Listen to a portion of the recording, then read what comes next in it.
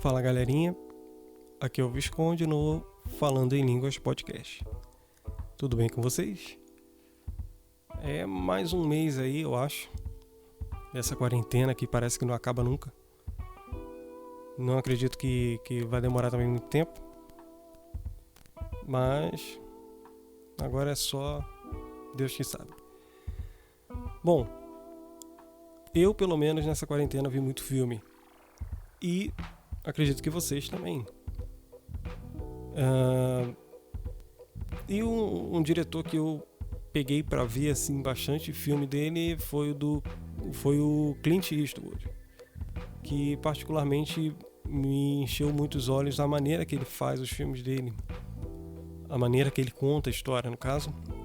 Ele é um grande contador de história. O filme não tem muita reviravolta, mas a maneira linear que ele conta os filmes dele é bem bacana. Mas antes de começar a falar dos filmes dele, dos que eu mais gostei e tudo mais, vou deixar um recadinho aí pra vocês, só um momento. Fala galera, é o seguinte, tô com a minha placa de áudio aqui ferrada, mas ainda tô conseguindo gravar com o meu microfone e graças a Deus por isso. Mas não tem grana no momento pra consertar essa placa de áudio. Então eu vou pedir aí pra vocês, se puderem, contribuir lá no apoia.se /Falando em Línguas Podcast. Qualquer centavo que vocês doarem lá é válido, tá ok? Eu vou começar a criar conteúdos exclusivos aqui pro pessoal que assinar. Ainda não sei quando, ainda não sei sobre o que, mas se você gosta desse canal e puder contribuir, então qualquer centavo que você der lá é válido, beleza? apoia.se /Falando em Línguas Podcast, beleza? Dá uma acessada lá, segue nas redes sociais e um abraço.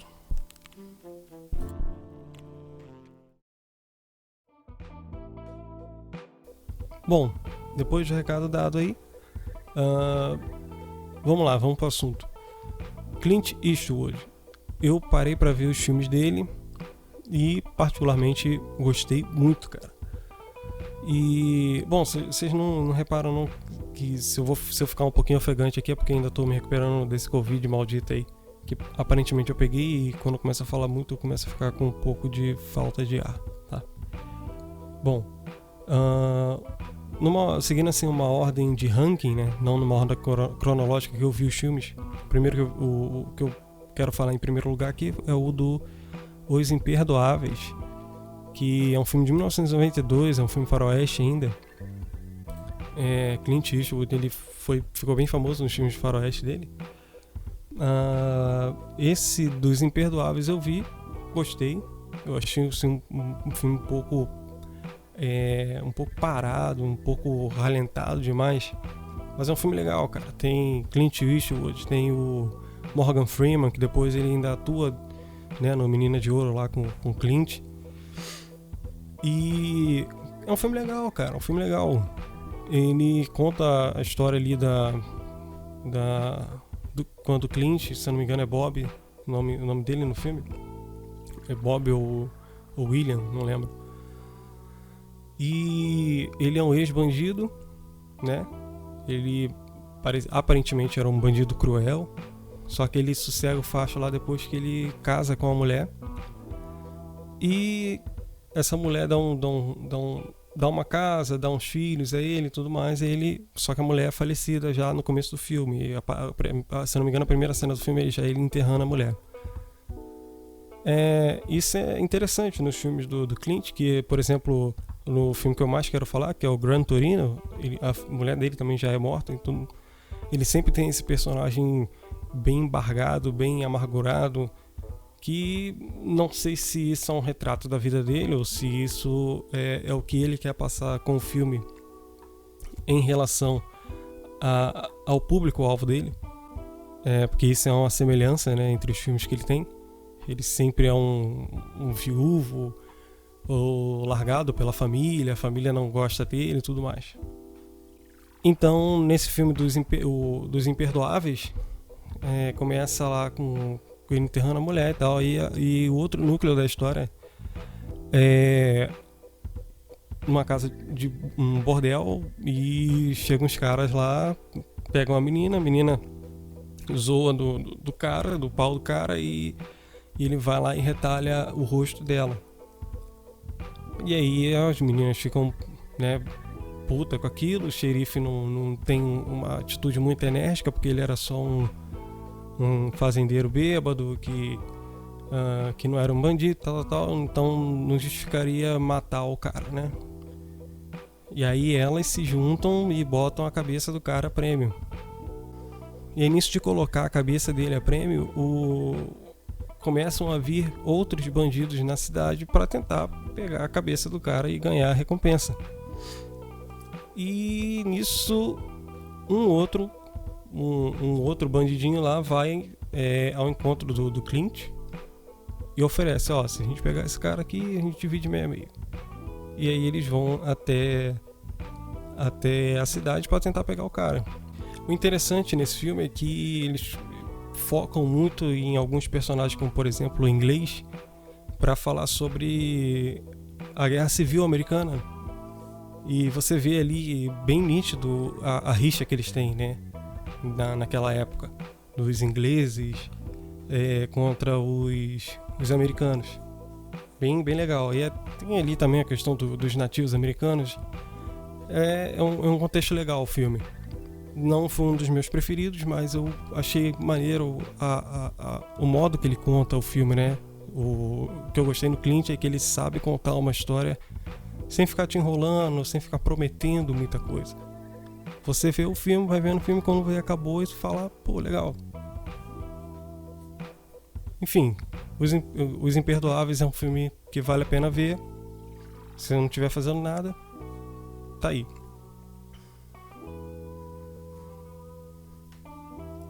Outro filme que eu vi também, As Voltas da Vida, que ele é um filme legal pra você assistir, assim, principalmente com a sua esposa, se ela gosta de um filme comédia romântica, essas coisas assim. Agrada os dois lados. Agrada o lado da mulher, que gosta de ver aquele pouquinho de melação que tem, né? É com Clint, deixa eu ver aqui o elenco. Bom, Amy Adams e Justin Timberlake. Amy Adams, que fez a Lois Lane do novo Superman. Ele é viúvo. Ele é um pouquinho amargurado com a vida também. E ele é um olheiro de beisebol. E a filha também gosta muito de beisebol, só que ela não é dessa profissão, e ela acaba se aproximando do pai por causa de uma doença que ele tem. E aí acaba que um olheiro novo também chega na cidade, e aí rola aquele climazinho, tal. É um filme bem legal. Tem umas nuances assim, mostra um relacionamento pai e filha bem interessante. E também vale a pena. É um filme assim 7/10. Agora vamos lá, nos meus 3 aqui do top 5. Acho que são 5 filmes, né, que eu escolhi aqui. A Mula, cara, que filme maneiro. Ele é um viúvo também que no fim da vida, né, ele acaba... ele não é um viúvo nesse, ele é só separado e não tem um relacionamento bom com a família. Padrão. E que ele acaba perdendo o negócio dele local, de flores ali.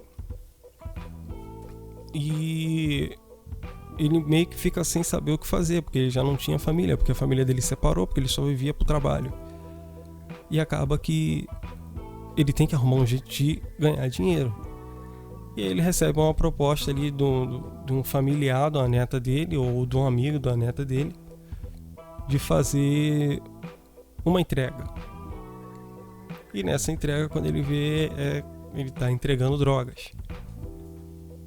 E não fica muito claro se ele sabe e aceita, ou se ele se faz de besta, ou se ele realmente não sabe inicialmente.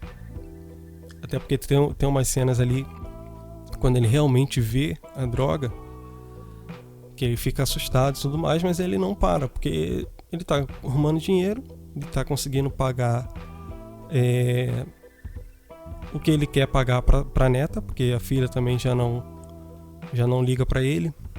Ele consegue pagar, ajudar uma instituição de veteranos, que é um outro ponto também no filme dele, que ele é sempre um veterano de guerra, pelo menos nesses novos filmes, né, que ele aparece.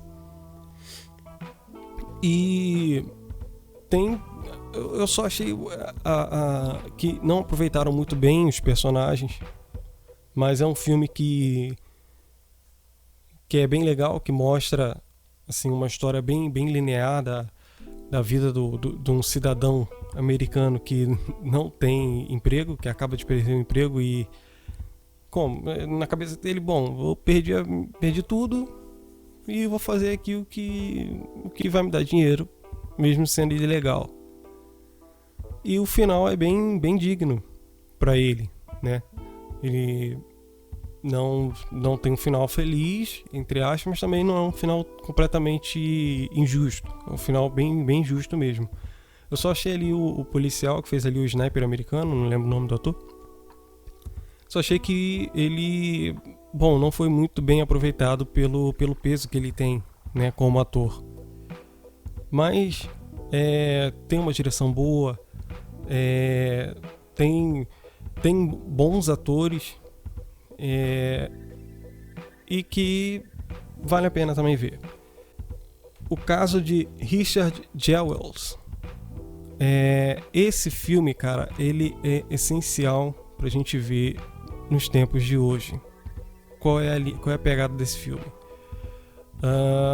Nas Olimpíadas de Atlanta, nos Estados Unidos, eu não lembrava desse caso. Teve um atentado, de uma bomba num parque, onde estava acontecendo um show, e o guarda, no caso, que ele não era policial na época, ele acaba descobrindo a bomba. Só que ele estava no típico perfil do lobo solitário, como a mídia quer implantar isso nele, e até o próprio FBI.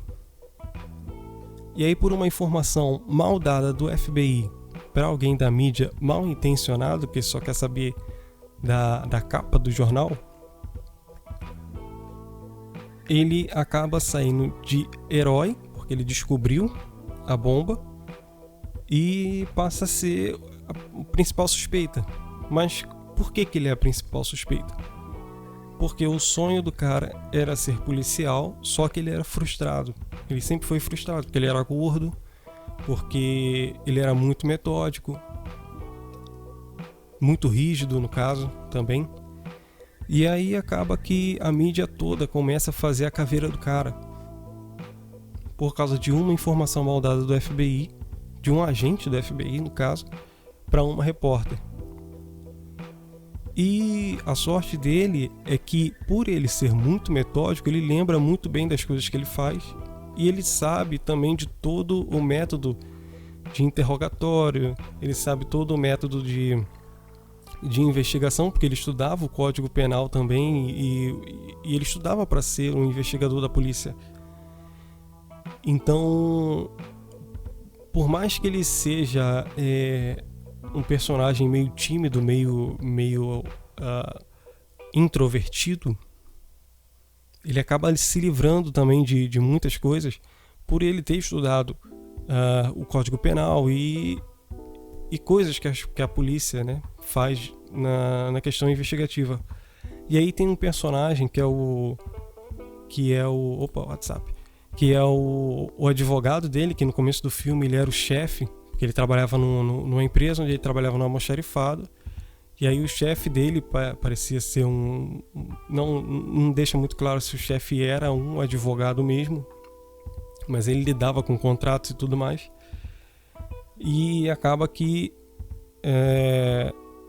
por ele se meter nesse tipo de investigação, primeiro ele liga pro advogado por questão de um contrato de um livro, né? Que assim que descobrem que ele foi o herói, tal, e querem fazer um livro da vida dele, e aí ele liga pro advogado para perguntar como proceder, tal. E aí o advogado aceita, beleza, é um caso pequeno, porque já vai passar, mas aí quando o jogo vira, o advogado começa a ter mais contato com ele e acaba ajudando ele nesse caso. O interessante aqui é o modo que a mídia cria as narrativas para fazerem pensar que ele realmente é o culpado, porque o FBI simplesmente não sabe quem foi. Então começam a inventar álibis, começam a ter álibis, no caso, para culpar o cara mesmo não tendo provas. Muito pelo contrário, tendo provas de que ele realmente é inocente. É um filme que acontece sem querer te mostrar surpresas. Ele simplesmente acontece, você vai acompanhando a história do personagem principal. E eu achei, cara, que tem um elenco muito bom, as atuações são muito legais. O ator principal, assim, de parabéns, ele demonstra muito sentimento, assim, daquele cara recatado, daquele cara pacato que começa a se receber aquele turbilhão de intromissões na vida. Ele vai do pacato ao mais procurado, ao mais acessado. E tem um final bem legal, bem justo também.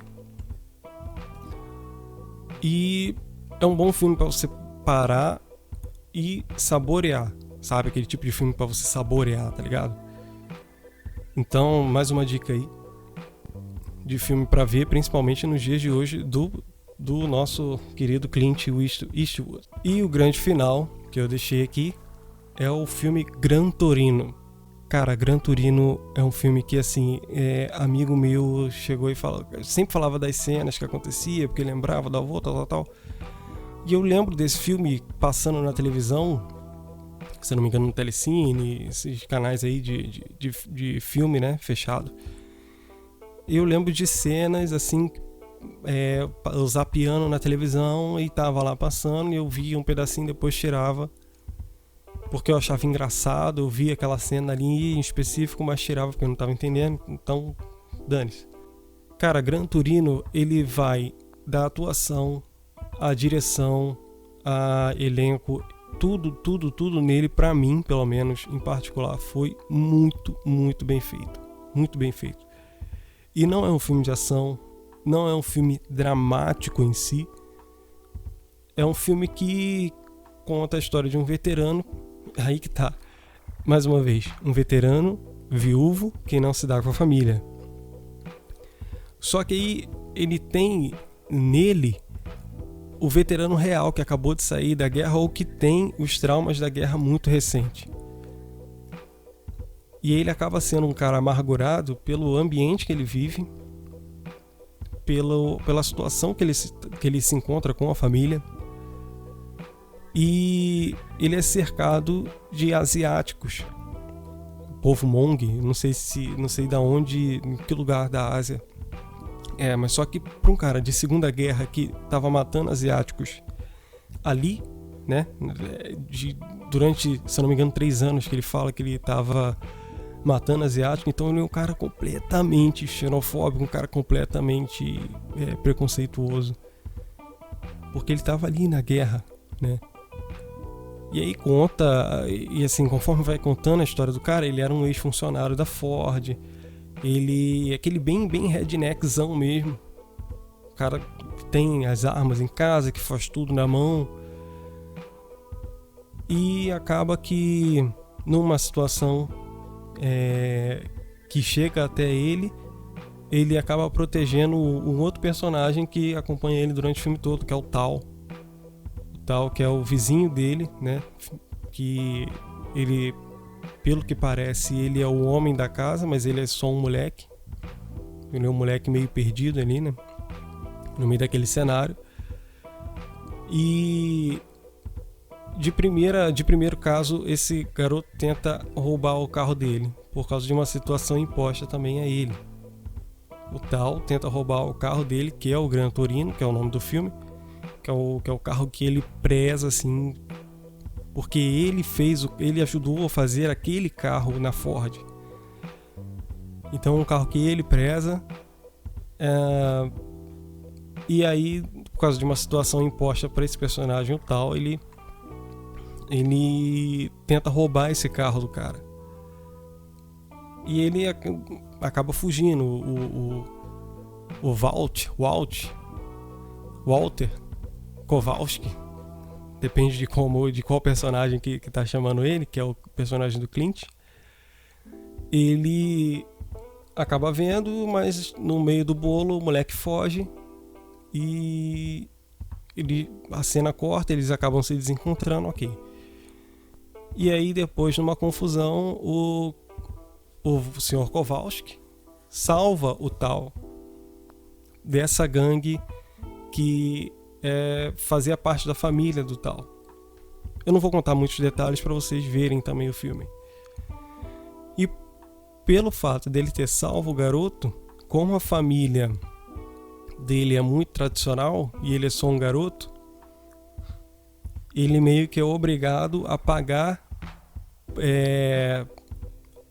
né, pelo serviço que o Sr. Kowalski fez a ele, pelo favor que ele fez a ele de ter salvo a vida do garoto. E acaba que ele vira meio que o ajudante dele em tudo. Primeiro o Sr. Kowalski, que é rabugento, que só a porra, tenta não fazer com que o moleque fique na cola dele, mas aí não adianta, porque a família do garoto tá toda em cima dele. Ele fala: cara, eu não quero estar aqui, você também não quer que eu esteja aqui, só arruma alguma coisa pra eu fazer, pelo amor de Deus. E como aí não tinha nenhum serviço doméstico pro moleque fazer, não tinha nada pra ele fazer, ele manda consertar então tudo da vizinhança que ele mora, porque é tudo caindo aos pedaços. Só a casa dele que é boa porque ele cuida.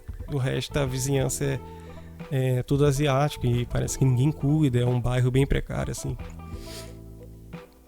E o garoto acaba ficando com ele até o final do filme, ajudando. E eles acabam tendo um relacionamento. Até que chega um momento, até uma cena engraçada que tá tendo um churrasco lá na casa do garoto, ele é convidado e tal, e ele vai porque acabou a cerveja da casa dele. E ele se depara e fala: cara, eu tenho mais em comum com esse bando de esquisito do que com a minha própria família. E é interessante para ver que como o personagem evolui de um cara totalmente ranzinzo, de um cara totalmente preconceituoso ali, não por ele em si, mas porque ele guarda muitas mágoas da vida, como ele vai se transformando e como ele vai tendo mais afetividade com o garoto. Só que ele vê que o garoto é mó Zé Bunda. E ele, como ele é todo grosso, todo ogro, e ex-soldado, ex-combatente e tal, ele fala: então vem cá, garoto, vou te ensinar a ser homem aqui. E aí começa a colocar o garoto em situações onde ele vai amadurecendo. Então assim, se você tem um filho de 17, 18 anos, 15, 16, 17, 18 anos, nessa faixa etária, ou se você é um cara dessa idade, está escutando esse podcast, cara, baixa esse filme e vê amanhã, ou vê hoje ainda, se possível. Porque é um filme que vale muito a pena. Ele tem muita coisa ali, muitas mensagens, forma muito caráter. É um filme que forma caráter, é isso. E além da trilha, que é espetacular, depois vocês botam... Eu escutava essa música, eu não sabia que era desse filme, porque eu não sabia que o nome do filme era Gran Torino. Eu não sabia que essa música foi feita para o filme, que é o nome da música é Gran Torino, do Jamie Cullum, que é um cara que eu escuto pra caramba aqui.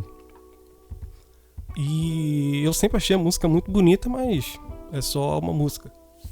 E depois que eu vi o filme, eu fui escutar a música de novo com a tradução. Nossa, a música arrepia demais, velho. Vale muito a pena. O final do filme, esse sim é um final que não se espera, porque a gente espera um comportamento totalmente diferente do cara e não é esse o final.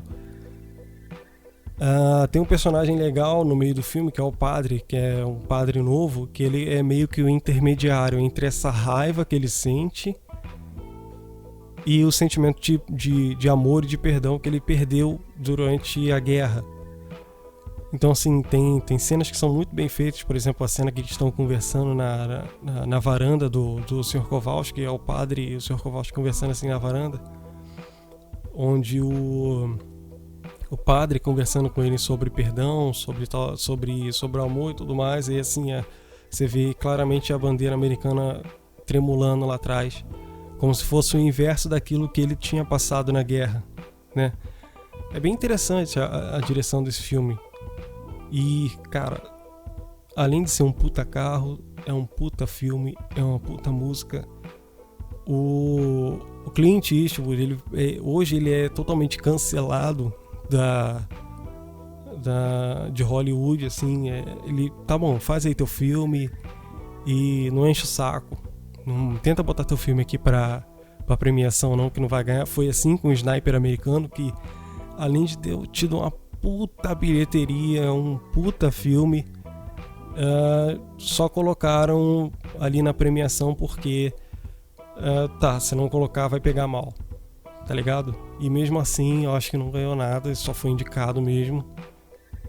Mas o filme também do Sully, o Rio Sully, se eu não me engano, que tem o Tom Hanks, foi um filme que também foi absolutamente esquecido. Esse filme do Richard Jewell é um filme muito bem feito também, muito legal. É um filme que tem uma puta direção. As cenas de show que eles refizeram o palco, que eles refizeram toda a estrutura das Olimpíadas de Atlanta ali, né? Pelo menos no festival que teve de abertura ou de recepção, não sei, porque não lembro, é de 1990, se não me engano é de 96, então não vou ter na cabeça isso. Mas assim, não foi CGI, não teve nada de CGI no filme, a não ser a explosão da bomba, claro, mas todo o cenário, a banda, tudo, a estrutura do filme, ele é muito bem feito. E assim, o filme, você não escuta falar sobre o filme, eu só fui saber porque eu botei lá filmes Clint Eastwood e aí tava lá na lista. Se eu não me engano é de 2019, 2020. E você não ouve falar isso porque simplesmente o cara, ele se denomina como conservador. Se eu não me engano, ele foi absolutamente cancelado. Porque nas eleições do Obama, nas primeiras eleições que o Obama veio, né, depois do Bush, ele não apoiou o Obama, ele apoiou o outro candidato que não lembro, se não me engano é McCain. Foi o Obama e McCain, que ele simplesmente apoiou o McCain e aí fala, pô, o que esse velho tá falando, tal. E aí meio que já começaram a ficar de olho nele, e aí conforme ele foi fazendo os filmes, a postura conservadora do cara, e não é o conservador bonitinho, de gravatinha, borboleta, tal, não é esse tipo de conservador que a gente tenta mostrar aqui no Brasil, é o conservador redneck mesmo dos Estados Unidos. E esses caras são absolutamente mal vistos lá, né? E a partir dessa época ele começou a ser cancelado em Hollywood, igual, por exemplo, o Mel Gibson, que você não ouve mais falar do cara por conta do filme da Paixão de Cristo. E ele tem feito alguns filmes bem bacanas mesmo pra ver. É um filme que você consegue sentar e assistir sem reclamar. Só quem vai reclamar é aquele teu primo ou aquela tua prima do cabelo azul, porque o filme sim, todos os filmes dele sim são repletos de xingamentos, de piada racista, entre aspas, de piadas xenofóbicas, entre aspas. Entre aspas não, tem, tá? Mas é a realidade, é aquilo que o cara vive, é o tipo de personagem que ele faz. E que não deixa de ser, é uma falha em algumas vezes, como por exemplo no Sr. Kowalski aqui, como ele trata inicialmente os vizinhos deles, que até que o padre fala, bom, você não tá mais na Coreia, você tá aqui nos Estados Unidos. Então não tem por que você ter tanta raiva dessas pessoas, não tem nada a ver com isso. E aí ele vai quebrando um pouco disso até que o garoto tal vira amigo dele, né? Então, assim, ele é um cara que, se eu não me engano, ele tem hoje um estúdio próprio. Eu vou pesquisar isso, vou botar lá nas mídias sociais. Além do mais, segue aí, @Visconde, no Vis, com SH, lá no Twitter, Visconde. Eu vou botar lá depois qual é o estúdio, qual é a produção dele, o nome da produtora dele. E assim, para você saber sobre esse cara, você tem que pesquisar. Não é, por exemplo, igual o Nolan da vida, que é outro também que se posiciona de uma forma conservadora, não politicamente, mas nos filmes. Você vê, por exemplo, o Batman, que mudou completamente os filmes de herói, né, para serem feitos aqui depois da trilogia do Cavaleiro das Trevas. Você tem uma série de filmes, por exemplo, Interestelar, que é um puta filme conservador também, mas que ninguém vê assim, mas que não deve ser visto assim também, porque eu acho que filme não tem que ficar também se categorizando, esse aqui é conservador, esse aqui é liberal, esse aqui é lacrador e tal. Você tem que ver se o filme é bom ou ruim, se é lacrador ou não, acho que, não sei. Se bem que hoje os filmes eles não são mais para contar a história, né? Eles, se tá lacrando, então tá ok, é bom ou é ruim, dependendo. Se não tá, ficou uma merda, cara. Esses caras parece que não querem mais saber de contar histórias em filme. É por isso que esses filmes começam, por exemplo, esses filmes de herói, ok, mas você fica de saco cheio depois do terceiro, porque você sabe o que vai acontecer, exatamente onde vai acontecer. Você tem uma surpresa aqui e ali, mas, pô, beleza. Você não fica extasiado com ela. Né? Por exemplo, como um filme do Nolan, que tu quebra a cabeça pra entender o que tá acontecendo, sem ele ter que viajar muito no roteiro dele.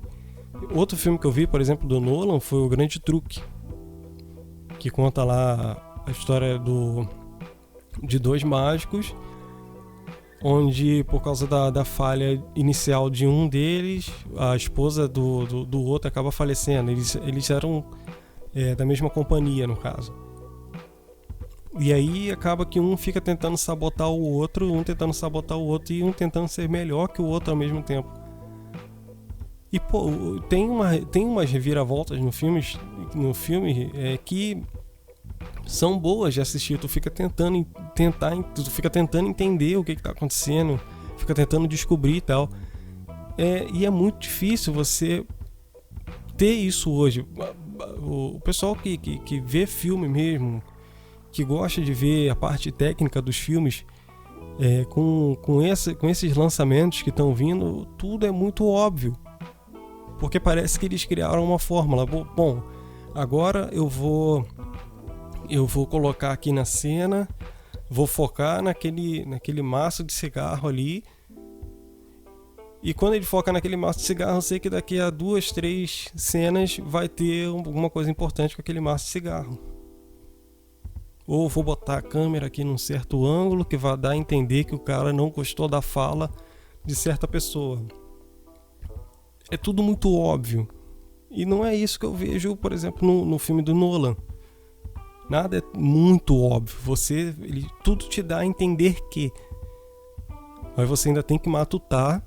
E às vezes não é nem aquilo que você pensou. É uma coisa completamente diferente. Como, por exemplo, Interestelar, que você tem. Você tem 3 núcleos, se eu não me engano, do filme, que é o pai, o filho e a filha. Né? E você fica tentando entender qual é a relação entre os 3. Você fica tentando entender do porquê da cena da biblioteca no começo do filme, do porquê da parada da gravidade, e assim vai. Só que no final das contas o filme fala sobre a relação entre pai e filha.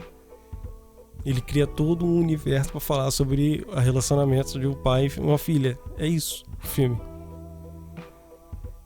Bom, mas voltando lá ao Clint, Gran Torino, pra mim, é uma obra assim, mais alta do cara, velho.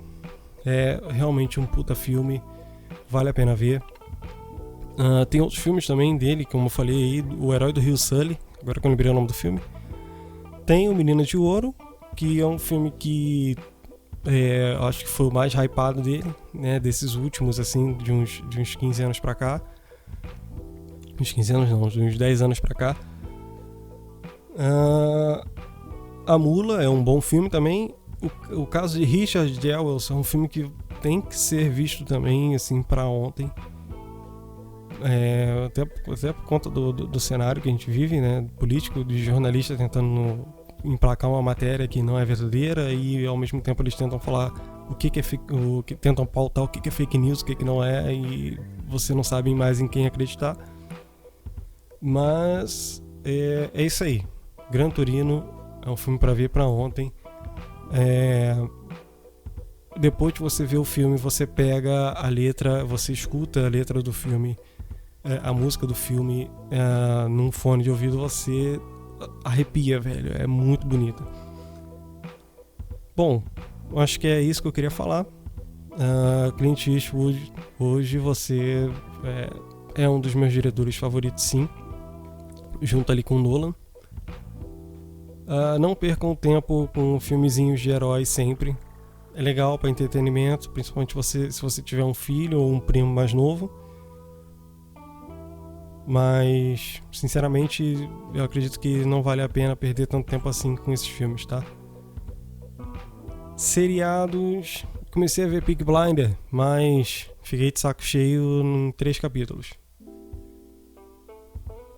É isso aí. Vamos ver anime é muito melhor. Tem o Kimetsu no Yaiba, que é o Demon Slayer. Melhor anime que eu já vi até agora. Atual. Revejam Yu Yu Hakusho, que é bom também, dublado. Naruto, não tenho saco pra ver, nem One Piece. O que mais? Attack on Titan. Shingeki no Kyojin, muito bom também, vale a pena. Leiam um mangá. E é isso, galerinha. Mais um episódio aí do Falando em Línguas Podcast. Sigam lá nas redes sociais. Twitter, @Visconde, com Vis, SH, Visconde. E por enquanto é só essa. Eu tô com um canal de games também, Games Retro. O nome do canal é Quanto Tá a Ficha. Lives, sempre quando eu tiver afim. Na Twitch é a mesma coisa, @Visconde, mesmo esquema. Não, né? Traço, Visconde. E no Facebook tem lá a página Quanto Tá a Ficha. Por enquanto eu tô fazendo as lives no meu perfil pessoal no Facebook, porque como eu tô fazendo restream, então eu tenho que fazer stream na Twitch e no Facebook, e pra fazer isso eu tenho que pagar, e eu não vou pagar agora, tá? Porque são $15 e o dólar tá alto. Mas o recadinho que eu deixei no começo, no Apoia-se, não se esqueçam, para dar uma ajuda nesse canal, tá? Voltei a gravar, não é necessariamente assuntos relacionados à igreja, mas são assuntos que eu tô a fim de falar, e eu vou falar durante aí 30, 40 minutos, e de vez em quando uns 20 minutinhos, enfim. Vou ver se eu trago um convidado pra gravar aqui. E é só isso mesmo. Boa noite aí pra vocês e tchau.